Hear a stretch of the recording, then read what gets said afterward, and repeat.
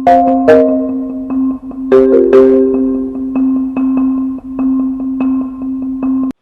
हिंद। अरे यार, इतना मरा हुआ। अच्छा, सुबह से थक थक गए हो हैं क्या आप लोग? हाँ। Jai Hind. Okay. My name is Raj Sharan. I am a former NSG COBRA officer.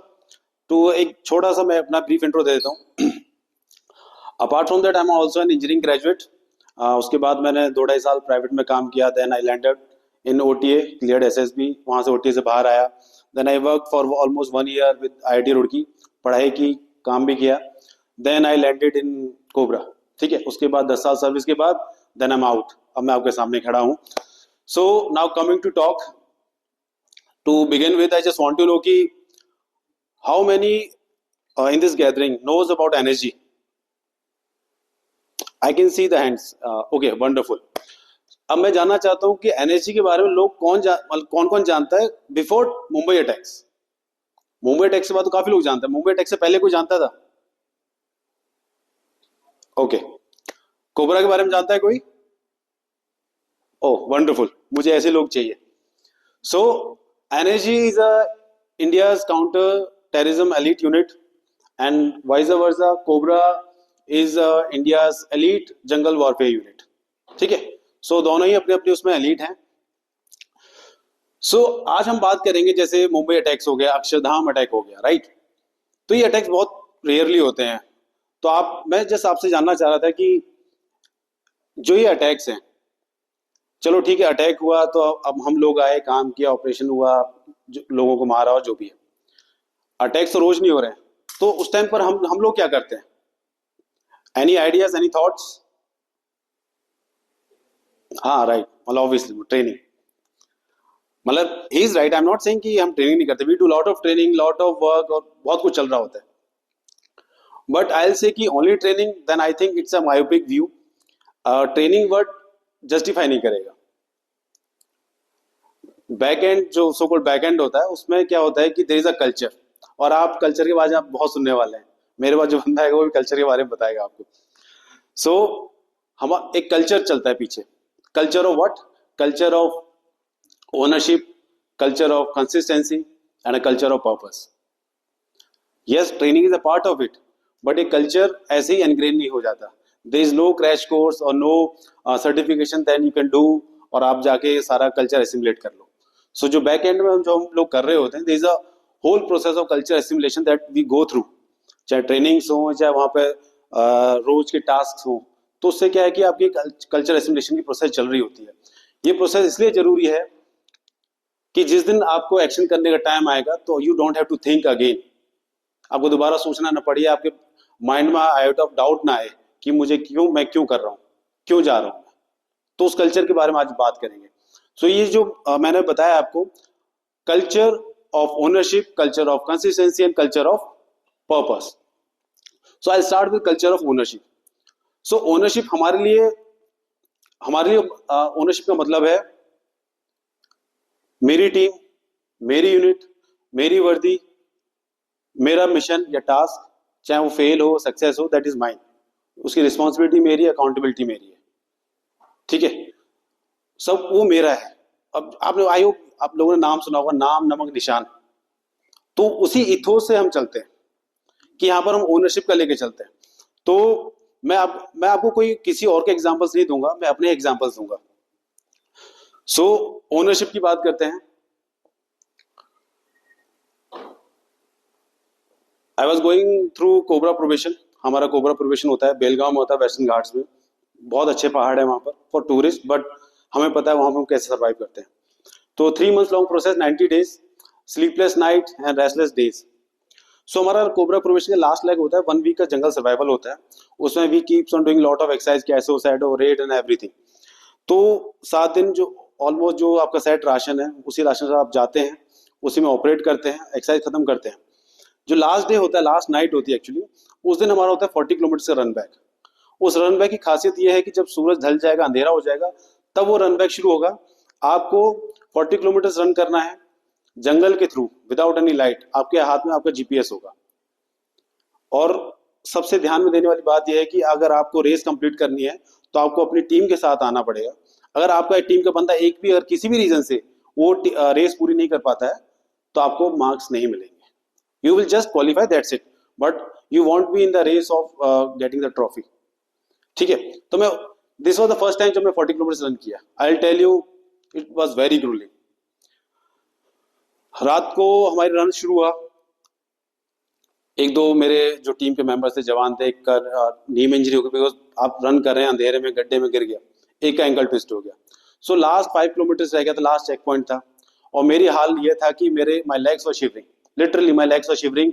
मेरी इनर थाइज कट चुकी थी because of sweat and everything, और मेरे अंडर आर्म से छिल चुके थे बिकॉज हम कोई खाली हाथ नहीं दौड़ रहे थे, हमारा बैटल लोड था 25-30 kg का विद वेपन, तो उसके साथ हमें चलना था। अब वहां पर ये हालत थी कि मैं बस बोल रहा हूँ, मेरा बस दिमाग चल रहा है, बट मेरा शरीर मेरा जवाब दे चुका था। बट वहां पर ऐसा क्या था कि जो मुझे लगा कि नहीं यार मुझे छोड़ना नहीं है। That was a sense of ownership, ownership for my team, ownership for my unit, कि नहीं यार मेरी वजह से मैं नहीं चाहता कि मेरी यूनिट का नाम फेल हो, मतलब खराब हो, ना ही मैं चाहता कि मेरी वजह से मेरी टीम फेल हो। तो मैंने अपनी टीम को बोला मेरे से पीछे कोई नहीं दौड़ेगा, पर एक्चुअली सच्चाई ये थी मैं आगे दौड़ ही नहीं सकता था। अगर मैं आगे दौड़ता तो आई विल वो उतना तेज दौड़ ही नहीं पाते। So that sense comes from that, आप देख रहे हैं कैसे कल्चर बना। सो एक जो सेंस ऑफ ओनरशिप थी कि भाई कुछ ना होते मैं नहीं चाहता कि मेरी, I should not be a road block, I should not be a hurdle for my team success. तो वो रेस पूरी की। ठीक है, एक एग्जांपल और देता हूं मैं आपको ओनरशिप का। I was operating in Jharkhand, 2 टीमें थी, तो एक टीम का कॉन्टैक्ट एस्टेब्लिश हो जाता है, वी मतलब just we are like in the position of like we type है। तो इस टीम का कॉन्टैक्ट एस्टेब्लिश होता है, मेरी टीम यहाँ पर है। अब जंगल में तो you don't know the actual location, so मैंने फायर नहीं किया। लाइक विद इन 3 और 4 minutes I received a message on my set कि राजा एक बड़ी हिट हिट हो गया। सो मैंने बोला just you sir just carry on with your encounter, मैं नीचे आ रहा हूँ, I will do the evacuation. I मैंने सारा कोऑर्डिनेशन किया, एम्बुलेंस था, जीआरस वगैरह लिए, मैंने चेक किया कि जो डिस्टेंस था, जो हमारी लोकेशन थी जहां से हमें लेके जाना था बंदे को, वो था करीब एरियल डिस्टेंस 1.5 किलोमीटर, और ग्राउंड पर अराउंड 2 किलोमीटर 2.2 किलोमीटर टाइप्स होगा। हमने एडॉक स्ट्रेचर बनाया, बंदे को डाला, गोली उसको लगी थी जॉ पर, उसका जॉ लटक गया था, ही वाज ब्लीडिंग प्रोफेशनली। और यहाँ पर आप ज्यादा आपका फर्स्ट एड का स्कोप होता नहीं है बिकॉज अगर आप ज्यादा दबाते हैं तो he won't be able to breathe भी नहीं कर पाएगा। तो जैसे तैसे करके हमने उसको लिया, और आई टेल यू मैंने वैसे 40 किलोमीटर अपनी लाइफ में 6-7 बार रन किया है कोबरा में, बट जो ये 2 किलोमीटर था, 2 किलोमीटर जब अपने जो बड़ी जो आपका मरने वाला है उसको लेके भागना, उसकी जान बचाने के लिए भागना, आई टेल यू कि these 2 kilometres were more difficult than that 40 kilometres. उस बंदे से मेरा कोई रिलेशन नहीं है, दूसरी टीम का बंदा है, ठीक है, मेरी यूनिट से बिलोंग करता है।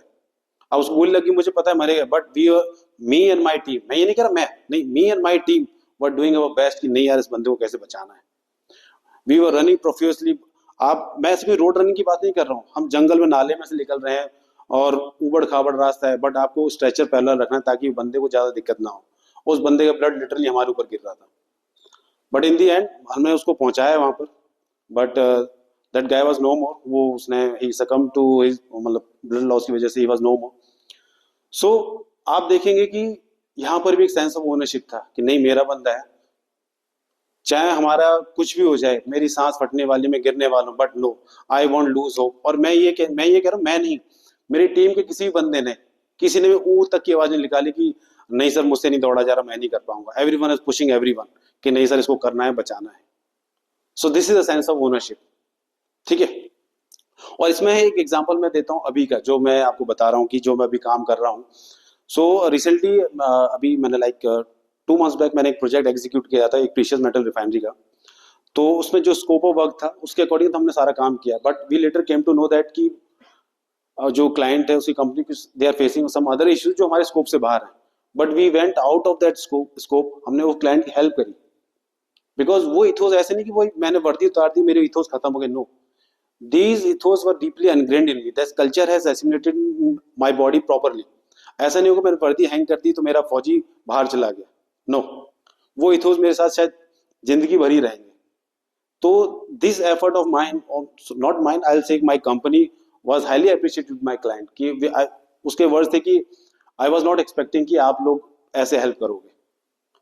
जब ये आप इस तरह के जब इथोस इस तरह का कल्चर डेवलप करते हैं तो obviously it will boost you, ठीक है। So now coming back to another topic, that is the culture of consistency. Consistency क्या है कि आप इसको ये मत समझो कि इट्स अ डिसिप्लिन और hard work, no, it's a process, और आई विल से कि it's a promise of showing each and every time, चाहे आपका मन है या नहीं है। जब कंसिस्टेंसी उसमें आ जाते हो ना, तो आपको फिर एक्सक्यूजेस देनी जरूरत नहीं पड़ती, you look towards the execution, आप एग्जीक्यूशन तो ज्यादा फोकस करते हो।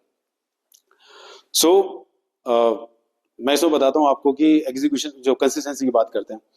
जब when I was in cobra, around मैंने more than 250 plus operations conduct किए थे, बट जो मैं कॉन्टैक्ट एस्टेब्लिश कर पाया था वो 4-5 में ही था। तो now you can see the ratio, 1:50 का रेशियो है, राइट। तो मीन्स कि मैं साल में एक बार कॉन्टैक्ट एस्टेब्लिश कर रहा हूँ।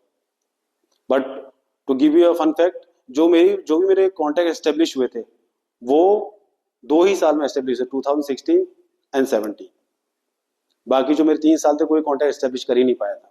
But we were very consistent, we were persistent कि भाई अपने उस काम से we can not take excuse कि हाँ दिस इज रूटीन ऑफ, हम थोड़ा लेथार्जिक हो जाते, नो। क्योंकि ऑपरेशन में क्या है कि मिशन कंप्लीट करना ही सक्सेस नहीं है, आप सर्वाइवल करके, because is a fight for survival, right. हम भी सर्वाइव करने जा रहे हैं, जो एनिमी है वो भी सर्वाइवल के लिए लड़ रहे हैं वहां पर, वहां से सही सलामत वापस आना इज ऑल्सो सक्सेस। पर जिस दिन हमारा मान लो कि हम लेथार्जिक हो जाते हैं, थोड़ा जो हमारा एटीट्यूड है वो जाता है नहीं यार दिस इज रूटीन ऑफ, सब यू नेवर नो कब एनिमी आपको अटैक कर दे, उसका एडवांटेज ले ले आपसे, तो उसको एडवांटेज देना ही क्यों है। So that's why we need to be consistent also, और उसके लिए कोई एक्सक्यूज नहीं है, you have train for this. और यू नेवर नो जिस मैन हंटिंग के लिए आप जा रहे हो कब मिले आपको, हो सकता है वो विंडो आपकी 1 मिनट की हो या 10 सेकंड की हो, पर आपका लेथार्जिक एटीट्यूड होगा, आप कंसिस्टेंट नहीं है अपनी ड्यूटीज को लेकर, रिस्पॉन्सिबिलिटीज को लेकर, तो हो सकता है वो विंडो भी आप मिस कर दें। और उसी एटीट्यूड की वजह से ऐसा भी हो सकता है कि कोई ऐसा इंसिडेंट हो जाए कि आप अपने बंदे से हाथ धोना भी पड़ सकता है। तो for me I will never take this chance, ये चांस कभी नहीं लूंगा मैं। So this culture of consistency भाई बहुत जरूरी हो जाता है, even in private sphere also. Now coming to culture of purpose, जिस दिन आपको ये मिल जाएगा पर्पस वाला, तो जो आपकी कंसिस्टेंसी और जो आपका कल्चर ऑफ ओनरशिप है, जो आपको अभी सो कॉल्ड आपको हो सकता है बर्डन लगे कि मैं क्यों इतनी रिस्पॉन्सिबिलिटी लूं, मैं कितना फुट फॉरवर्ड करूं, जिस दिन आपको सेंस कल्चर पर्पस में असिमुलेट हो जाएंगे, तो यही जो बर्डन है ये आपका फ्यूल बन जाएगा।